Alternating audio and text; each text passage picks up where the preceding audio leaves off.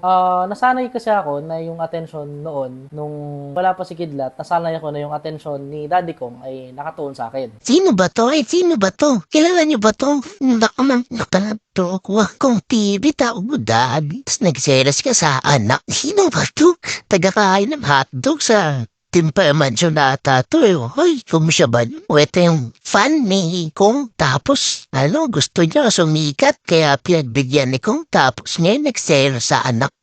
Wala at tama niya itong taon 2. Di ko alam kung entitled ka ba o may tama.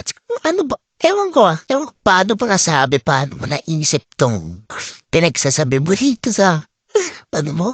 Sa, oh my, ewan ko anong masabi ni Kong, di ba? Sa pinagagawa mo sa utang mo, tabi inahatay. Gusto mo diretsuin ko yan.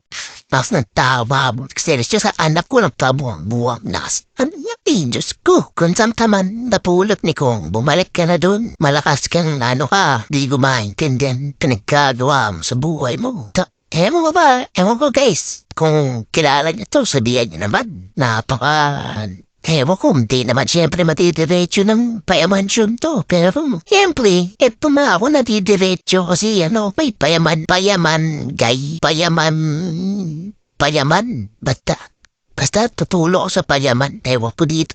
Tama na kukutohan kita eh. Sige nga, ulitin natin yung yung barat, yung malupit Siyempre, kahit sino naman na, kunyari, may nag-manage sa'yo. Ngayon, nakatutok siya sa'yo. Simula pagpasok mo. After nun, siyempre, hindi lang naman ikaw yung artist na i-manage niya. Alam mo pala eh. Diba? Na-imagine mo ba, alam mo pala na may tututukan siyang ibang artist, ha? Tapos ikaw, magsaselos ka pa sa anak? Makulit ka, hotdog man, isa kang makulit, pinbigyan kita ng dumbbell dyan eh. Mag-exercise ka, hotdog man, ha? Wala may pake sa'yo, ha? Naintindihan mo? Tinan mo yung mga picture na nandito, nakita mo, wala ka dun, miski isa. Kasi hindi ka pinupurin na anak ni Kung. Masyado ang pabida ha, tumigil ka sa mga illusion mo. Skandaloso kang pati bata. Kung may lang, naku tatampal. Ay, Diyos ko po. May tapak ka, tumatapa.